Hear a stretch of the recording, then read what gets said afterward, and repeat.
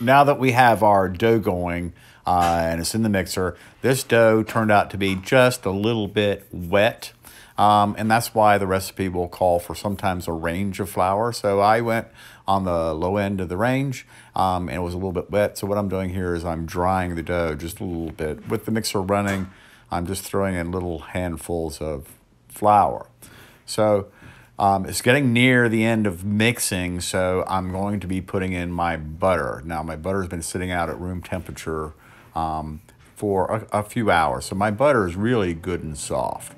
So if you're in a pinch and your butter isn't soft, don't put it in a microwave because that just melts it. What you'll do is you'll beat it a little bit between two pieces of paper, parchment paper, or some plastic. Beat it with your rolling pin, and that softens it up. And we'll do that when we next week when we start doing laminated doughs. But so I'm adding my butter pinches at a time, and it's soft enough. Ideally, the butter should be about the same consistency as the dough that you're putting it in.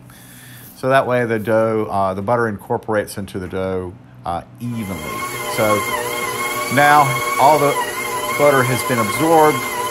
We're back to our normal mixing. I let it go for another minute or two. You'll see me, I grab the bottom of the bowl with my hand. What I'm doing is I'm checking the temperature. So this one's quite warm.